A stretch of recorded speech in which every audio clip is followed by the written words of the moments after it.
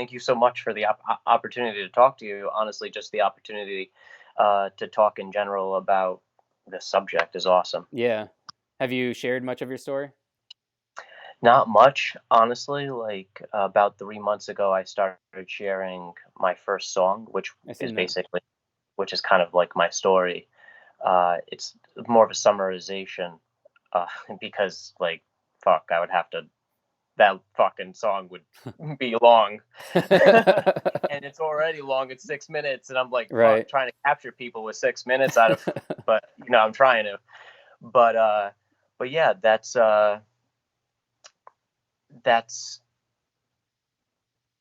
what I'm trying to convey in that is like that story that um what I went through, and that happened, only about like 3 months ago. I started like just putting some poetry over like some beats that I was creating, Okay. because I was just like I was overthinking a lot. I guess a lot of people can like relate to that. It's just overthinking a lot and not knowing what to do with that. And I kind of didn't know really what to do with this. I was kind of drinking because I was going through some things, and I really didn't like that. I wanted to stop and slow down on that. And one of those things was like just kind of like getting into creating beats, Okay. and I just kind of got into that, and it just felt good. It just felt good to like get into this thing. It didn't have any lyrics, didn't have anything, but I was like, what do I need to say? What do I need to talk about? And It it literally was it just DCYF. it just Was flowed right out. it it kind of did, but the thing about it is I had to delve into it, Right. and I was so passionate about the project itself that I wanted to dive into it every single day. So it made me go back into all of the things that happened to me as a kid when I was in DCYF, That could put which you is in that could put you in a dark place too. I've been there. yeah, yeah, exactly. Exactly. So Yeah, I don't know if you watch my episode on my life story, but I kind of had to go into that dark place to just talk about some of the things that happened, let alone thinking about all the other stuff that did happen that I didn't talk about. So I couldn't imagine spending every single day for how long did you say? Three, 6 months on that song? Uh well, I probably created the song in like in 2 months or so, That's a lot of time of diving into your feelings.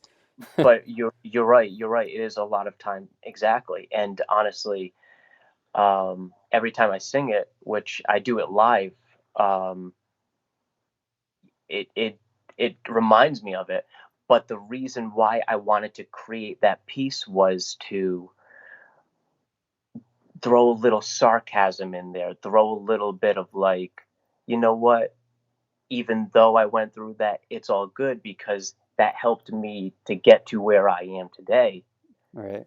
And through that, there's so much resilience. That's You know? cool. That's really cool. Yeah, I find hope and inspiration in something like that. I mean, like you took That's your cool, pet. Jude. What's that? I said, cool. That's cool, Jude. Thank you very much. You're welcome. I just think it's cool that you used it and you turned it into something positive because a lot of people oftentimes take their issues and then they get hooked on drugs or drinking like you said and you realize that you didn't want to go down that path. So that's pretty cool that you were able to identify that and then channel that into a positive way and to Yeah. help others. Other Yeah. people are going to listen to that. I seen that you had like 1,000 views on it, so that 1,000 people listen to that.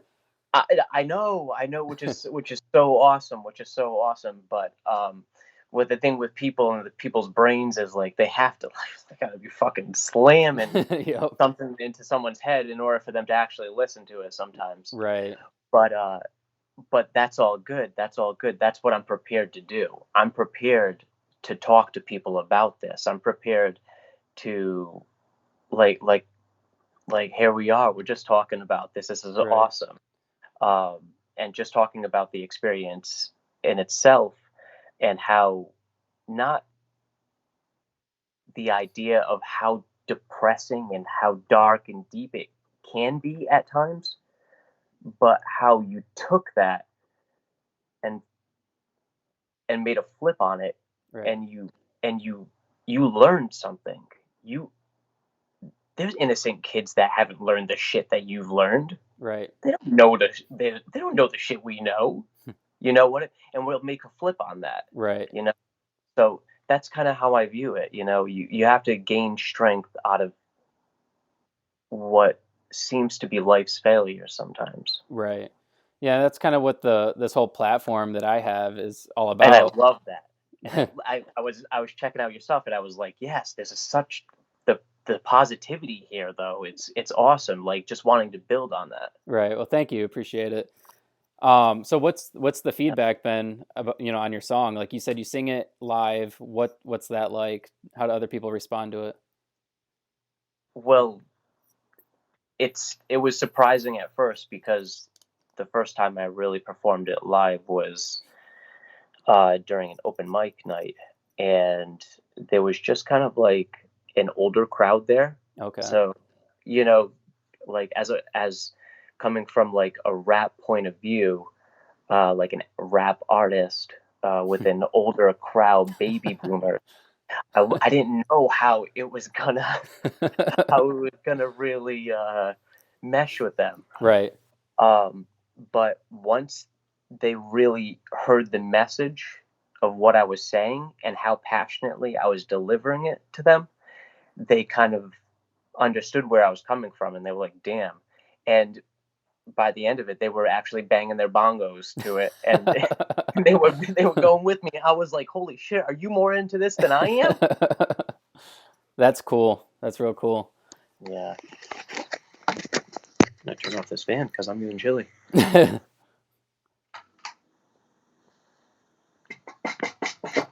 So There we you go. you currently live in Rhode Island, right? Yes, sir. How's it there? What's it like there? Um, I've never been there, and it's Well, I grew up in Woonsocket basically, and with my mom, and I was in and out of a group home. I know very specifically there, um, because it was just kind of morbid. Woonsocket has like that old industrial okay. feel. Um, What's and Rhode Island known for? Like beaches, probably. beaches? It's oceans. It's oceans, right? Because it's like it has Newport and Middletown, and those are like, it's far out there. So it's like, which is not really that far out there, because uh, Rhode Island is really only like an hour and 15 minute span, Right. one point to the other. That's how small, but so many people live here. It's Right. incredible. Um, so it is packed here. It is crazy. But growing up in Woonsocket, that had like kind of like that industrial feel. But there's like, in Rhode Island, there's like everything. There's like, you can go to Providence, which has its downtown. You know, um, then Newport, which has mansions and beautiful beaches and stuff like that. But it's a huge mesh of cultures, and I definitely love Rhode Island for that. Definitely love Rhode Island for that, which I'm sure you love where you are because No. of those things too. Oh, I No, I hate where I am. It's cold. There's a lot of snow. no, I love that. Straight up real. It's not. Yeah, I'm it not. is cold right now. Fuck that. Yeah, I'm originally from Lake Worth, Florida, so it's warm. It's warm there. It's essentially it's West Palm Beach, so it's like South Florida. So going from there to Michigan is quite the extreme. That is quite the extreme. Yeah, I haven't been to Florida, like, so I don't really know too. But I like went there once for Disney World, but Oh, okay. like yeah, I ended up taking my daughters there. Oh, okay. Um, How many kids do you have? I have two children. Okay. Yeah.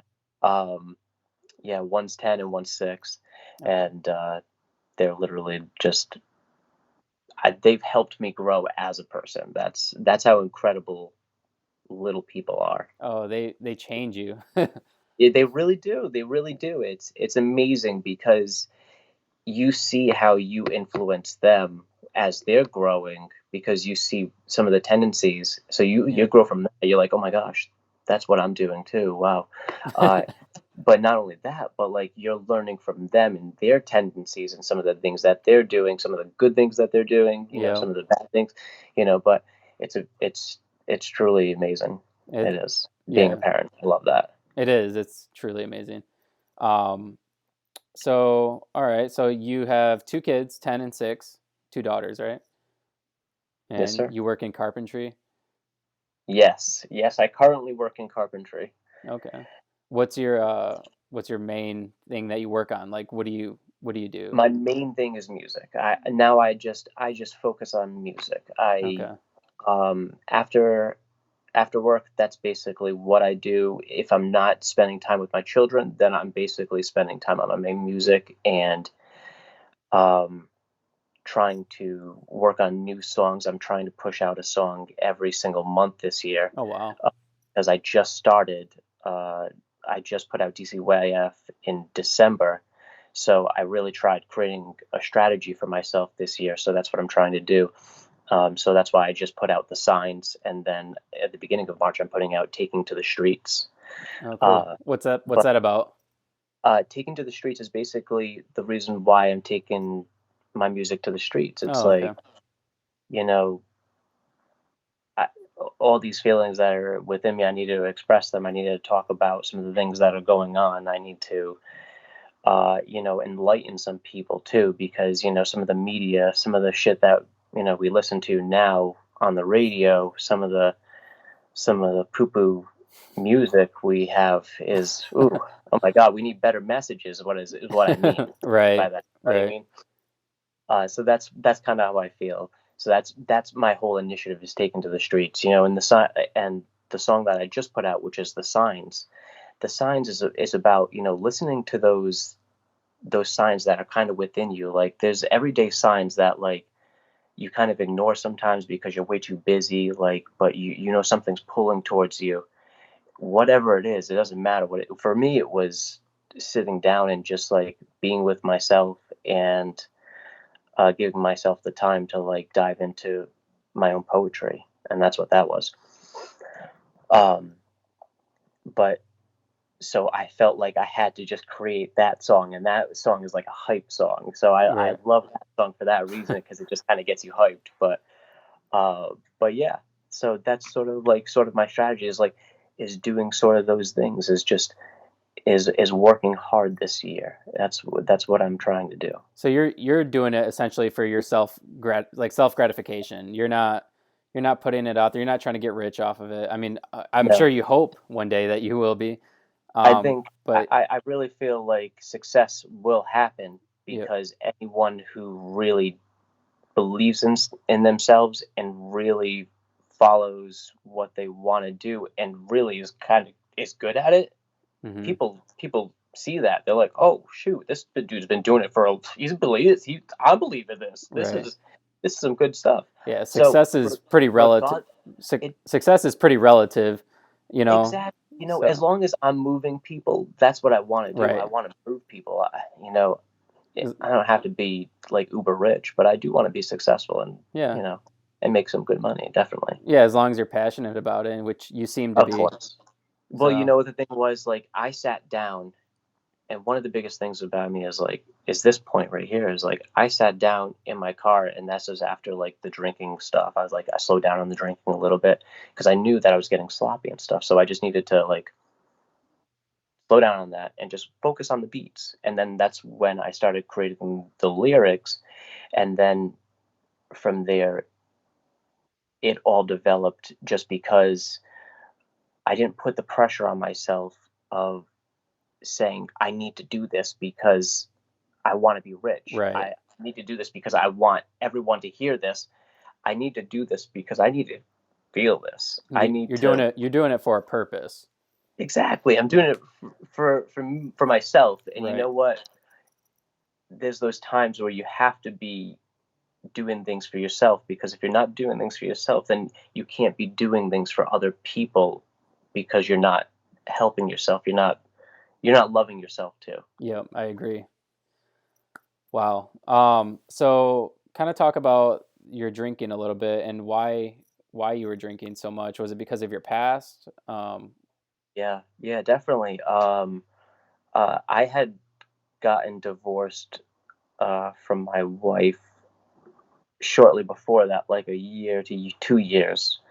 Um, and we have our children, and we've always been very close, and we were together for about 13 years. Oh, wow. Um, yes, so it was a long time. We've been together since high school, so it's been a long time. We built up a huge relationship, and we're still friends today. Um, but it was something that was hard for me for when the time I was going through it. Now I can look back and just appreciate her as a person, Right. um, and definitely grow from my own mistakes for sure. Right. Because we all make mistakes, definitely. Um, but that was when I hit a really, really big low because I had never lived without my children, and I'm the I'm the type of dad that right after I was done, doing my carpentry, I would head right back to the house, get a few things ready, go pick up the kids, uh, I'd take them from where they needed to be, bring them home, play with them, and then we'd go inside. We'd make some food together. We'd cook something up on the stove. They'd be cooking with me. They'd be throwing in garlic and spices and stuff like that because I used to be a cook and a chef, Oh, so wow. I know how to cook. So they'd be doing those things with me. It's like I love those things, and so for me to have lost that at the same time because of the separation of my ex-wife and myself, it was definitely hard for me, for sure. Did it kind of take a toll on you mentally thinking maybe did you think that, you know, I was I was failed and maybe I'm kind of repeating some of the things that happened to me when I was when I was a kid or Oh, hell yeah. yeah. Hell, definitely, I know that's definitely. like one of my biggest fears as a dad as well. I'm afraid of kind of, repeating history, so to speak. Absolutely. Um, and that's why I say that I've definitely grown, because I see from being under all that pressure, uh, of being certain things that, you know, in this relationship, I wasn't. And, um, but even bigger than that, I think we both just needed to grow. Yeah. Yeah, I think your childhood has a huge effect on your subconscious, and it kind of just comes out, I think, when you're feeling very vulnerable and you're feeling very hurt, um, and you're not feeling heard.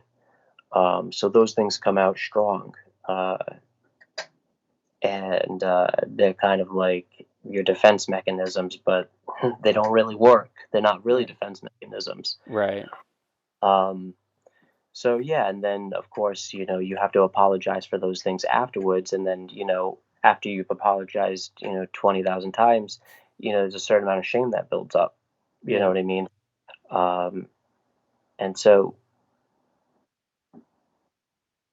you have to. I had to come to a point where I had to come to an understanding with myself through a little bit of therapy and through like meditation and just like I said, getting to know myself a little bit more. Like that, I put way too much on myself, um, at the time, Hmm. and um, of course there were things that I could have done better. Obviously, in an alternate universe, I would have.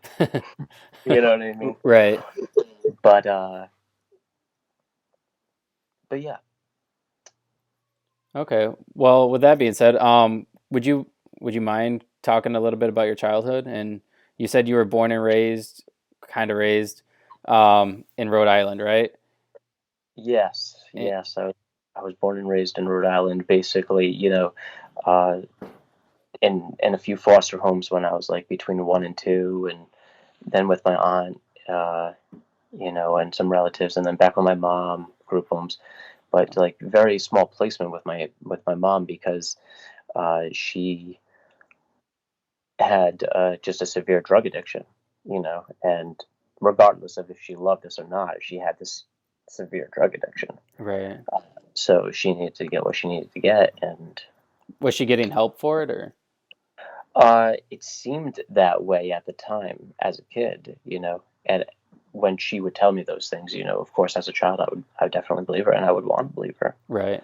Come to find out, years later and stuff like that, she just lies, so that way she could just get what she needs to, and so you don't have to feel bad, she'll just feel bad, and then, but that only builds more shame in her, and then just fuels more of the cycle that happens Right. within her, which I totally understand, um, but doesn't excuse things that she did, and but yeah, so that's kind of the reason why I was in and out of her, her custody.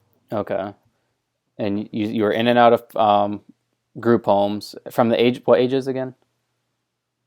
From very little, for since I was 1, so since Okay. my mom always had a drug addiction, so I was always in and out. So since I was like 1 years old, like DCYF was already there at the hospital because they knew Wow. my mom was had cocaine in her system, and also crack, so it's like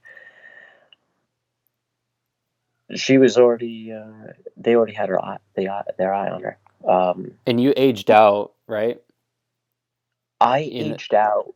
I aged out only because I went to go live with my uncle after living with, which was interesting. With like the best foster home that I've been in was when I was 17.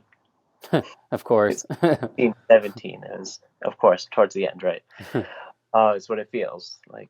But then me being a teenager, my uncle was only 10 years older than me, and I was very close to him. He wanted me to go live with him in Arizona, Oh wow. so I ended up going to do that. Wow. And so I didn't have these foster parents anymore, really, to help me out. I had a 29-year-old or a 28-year-old uncle which is That's I cool. hindsight, ah, goddamn. Goddamn, no, but it's just I'm just joking because the whole point is where we led up to now, right? Right, Exactly. right. Um, but yeah, I ended up leaving DCYF because I aged out, and that was the point where my uncle was like, "Hey, half the rent is due." Oh, I'm like, "Oh shit, huh?" you just became a man. Yeah, exactly, exactly. This is your rite of passage. Wow. Yeah, yeah. So, So that was my aging out, and so all my benefits, got lost from there, which that was part of the hindsight. I wish I right. could have used more of those benefits because a lot of children that are still in DCYF do have some benefits up until like maybe 24 or something like that, Yeah, I which is think they get like a couple of years free college, right?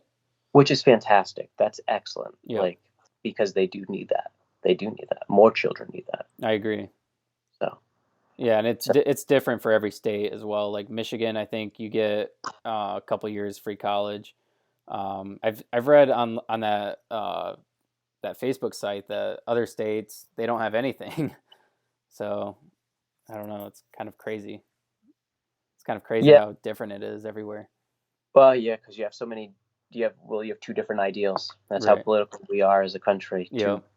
Two polar opposites. Yep. And they're diagnosing everyone here in America with bipolar. I wonder why. Right. Exactly. So do you mind talking a little bit about what it was like living like in a group home? I've never I've never been in a group home. I've been in foster care, but I don't know what. I mean, Well, I've seen like like movies of like what a well, group home is like, but I'll tell you, being in the Woonsocket group home was probably the hardest group homes that I've been in, and the Providence group homes, only because uh, you had to ask to go into each and every room, wow. and if you had to ask things, and you kind of felt like demeaned at the same time. Like these should be rights of any average child or kid, Right. but we're treated like we're all about to go off. I mean, I'm not about to go off. I mean, you're about to make me go. No, just kidding, because of these restrictions, you Right. know. No, but like for instance, I put my leg up, like crossing your leg while you're sitting down at a chair. Right. That was a sign of disrespect. Really. Why? I don't understand why, but they would be offended. I'm not Hmm. sure if it was a staff bias or if it was some sort of policy, but those are the sort of things that kind of happened. Huh. Sort of mistreatment just because Like they just nitpicked something and it's the group home kid. It's just like, huh. yeah, like, stupid little things like that. Why would an adult care about something like that? A teenager, like that really only adults are able to do That's that. interesting. You have not earned that shit. Yep. So it was like that. Going into the kitchen, you had to ask for drink. You can't just go into the fridge. You have to ask for Wow. certain things. Um, which I totally understand to a certain extent, because you don't want kids just going aimlessly into the fridge and stuff like that. So I Right. totally get that, but there needed to be some sort of like moderation to that, Right. to where kids don't feel like they are so separate. They're already feeling separate. They're already feeling taken away from what they know. Even if their mom or dad was a drug addict, Yeah. that's what they knew every day. Right. So that was still their comfort, regardless of if their parents were doing crack in the other room. Right. So now they're here in a group home. I'm here in a group home, and uh, you're just feeling like that, and then you put it in timeout for stupid ass shit. Just having like an attitude, you could be put in timeout, and I think there should have been a little bit more understanding than just throwing kids in timeout repetitively. Just Ha- like there needed to be a little bit more understanding, Right. because these kids are going through a lot. Yep. I think that's that's lacking in foster care a lot. I mean, it was the same with me, Like, and the same with a bunch of other people I've talked to that have been in the system. Is that there's not love and there's not room for error. It seems like for like a kid to misbehave or um, to no, no. even just kind of learn things. It's like, no, you're not going to do this, you're not going to do that, instead of coming to them with love and embracing them, because they don't Mhm. seem to understand that some of the things that these kids have gone through. Oh, yeah, I'll tell you too. And one of the things you learn too is that if you if you have an episode, if you flip out, if you are pissed off because you feel mistreated or something like that, and you don't know how to control your emotions because you're a teenager or an adolescent, you're gonna get restrained. You're about to get your ass restrained. You learn that. So I feel like you've had that done once or twice. a few times now. Um, yes. But that's exactly, it comes from experience. You feel passionate about something, you feel mistreated, that staff is going to take you down, and it doesn't matter if they're 250 pounds, they're going to Wow. take you down. What uh, would they do? well, they didn't abuse me, but Okay. they made sure I was on my stomach and my hands were behind my back, and they had me down. It's like, I'm down. All right, Wow. I'm not doing shit. You know what I mean?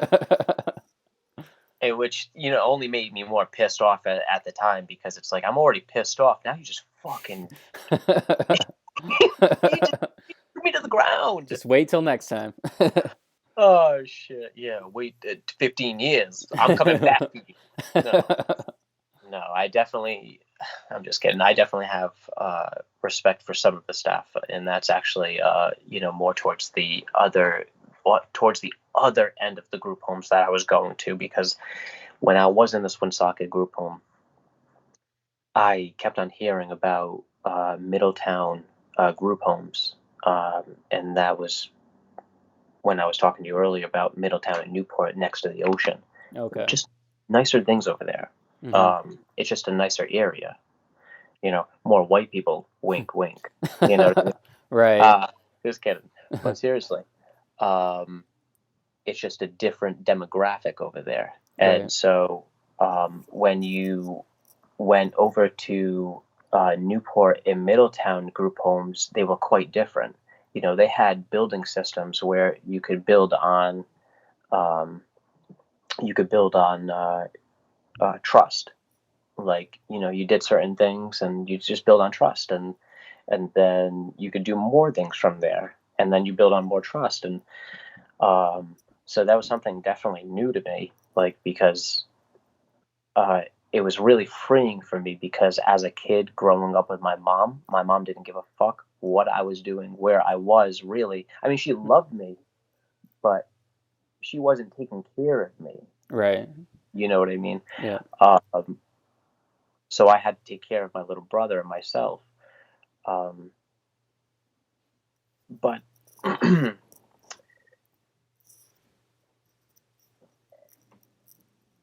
in this group home, it was quite different. We had different systems, so it just felt a lot different. And I felt like, how could you have um, such a stark difference? Like, kids over here are going to grow up differently. They're Mm-hmm. just from the treatment that they're feeling.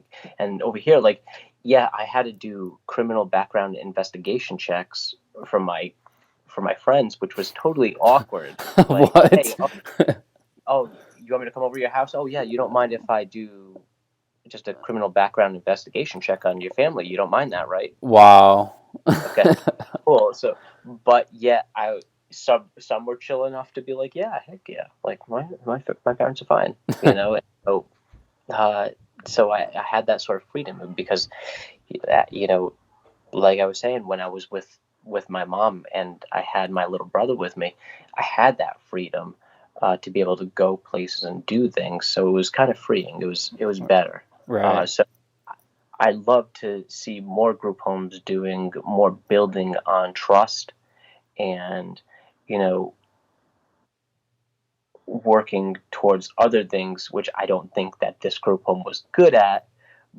And that's why I feel like there needs to be better models for group homes. Right. There just needs to be better models in general, because I think that maybe this group home is doing good things while doing some bad things, Right.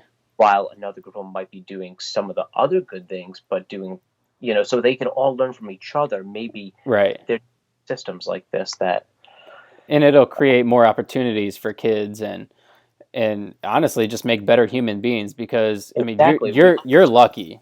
Like you're a diamond in the roughage, because you are able to kind of get your life on the right track and make something of yourself, whereas a lot of kids who go through systems like that, who knows where they could end up. They could end up doing drugs just like their parents, or being alcoholics, or going to jail or prison.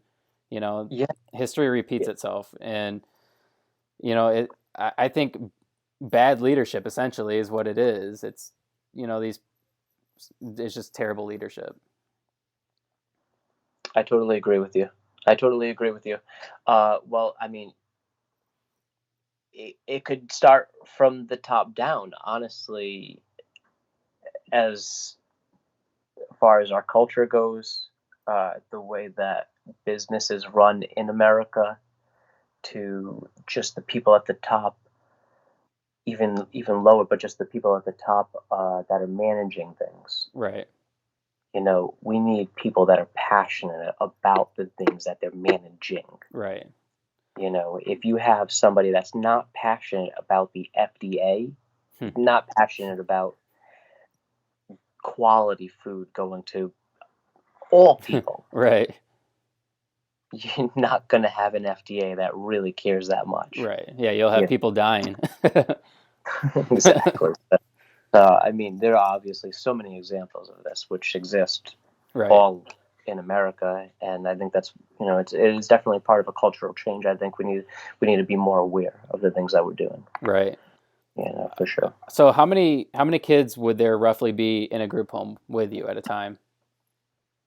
So the Woonsocket group home was 8 to 12 kids could Oh, be uh, in 8 to 12 kids could be at the group home.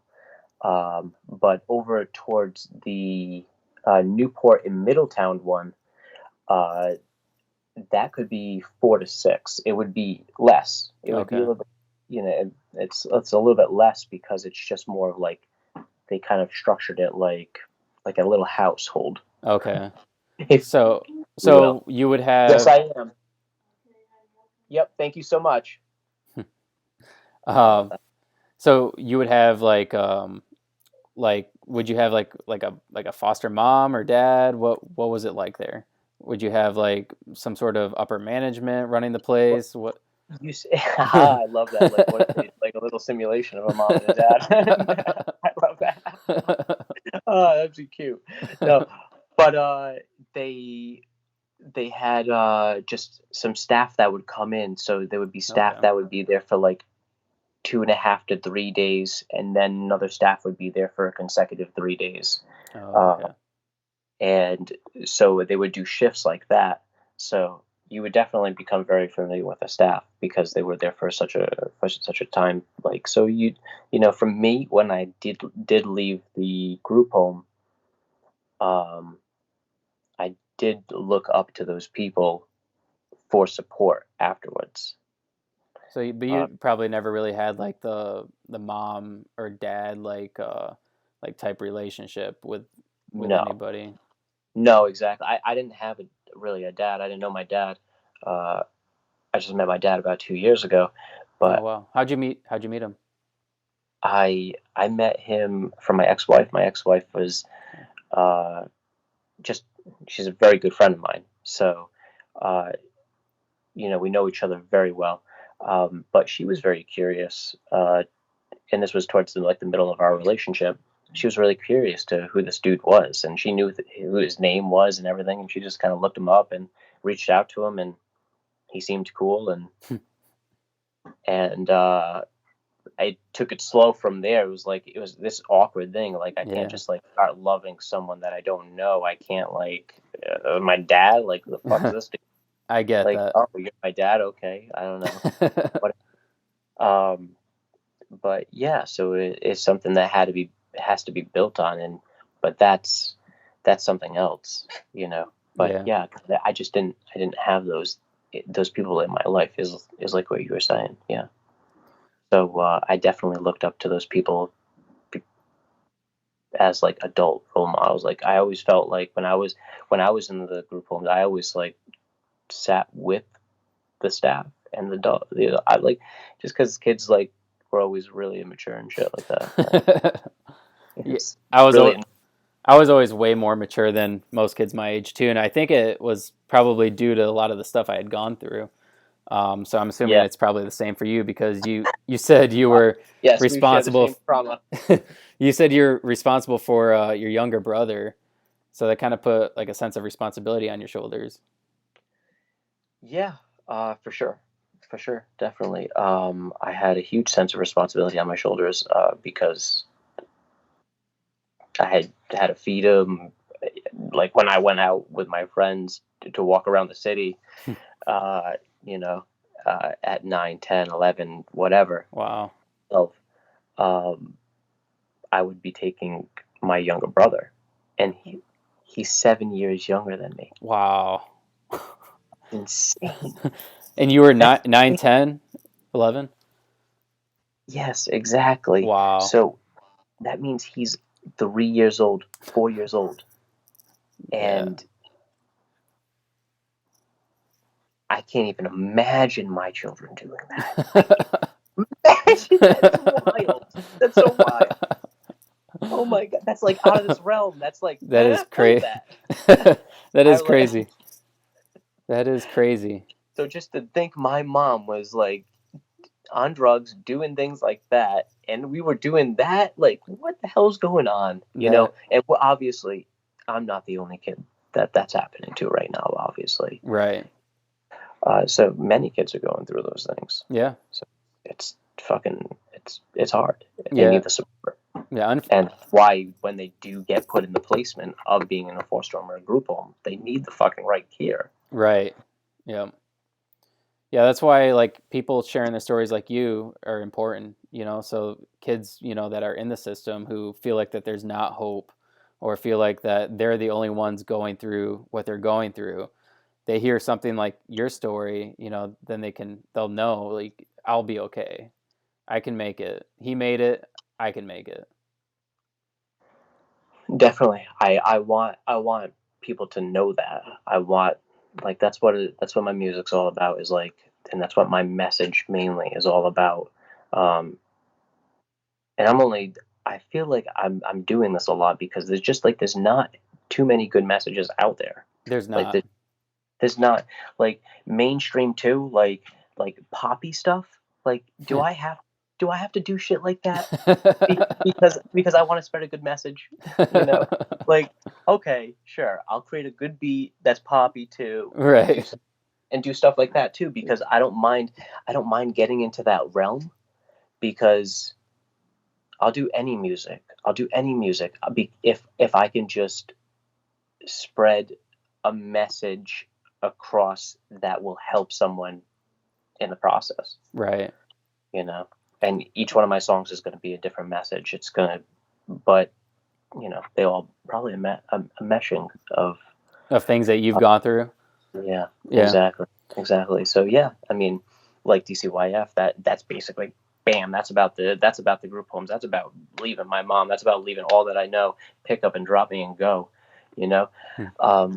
And then the signs is like going through, people telling you what you need to be, when you have all these feelings inside of you, what you feel like you should be doing and stuff like that. And so yeah, definitely things that I'm going through. Definitely things. That's cool.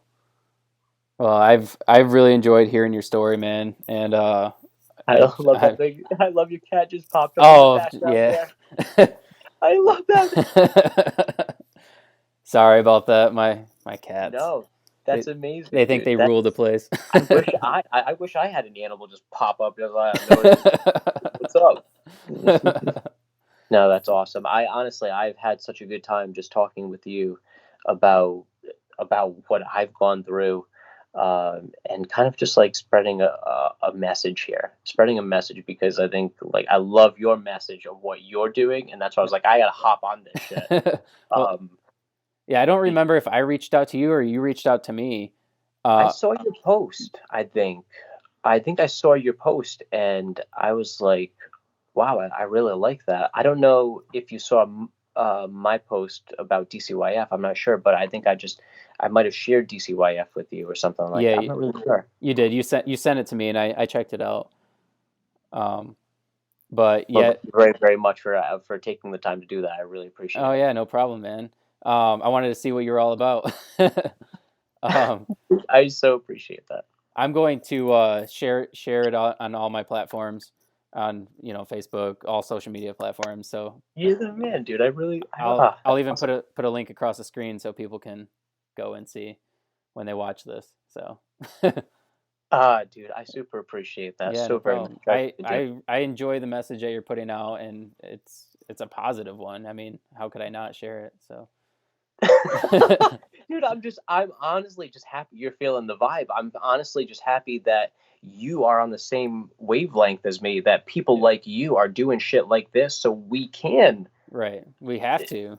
we talk about these things. Right. You know. We have to. I mean, we both made it out fine. We're fine. Hell yeah. We're not on drugs. We're not drunks. No.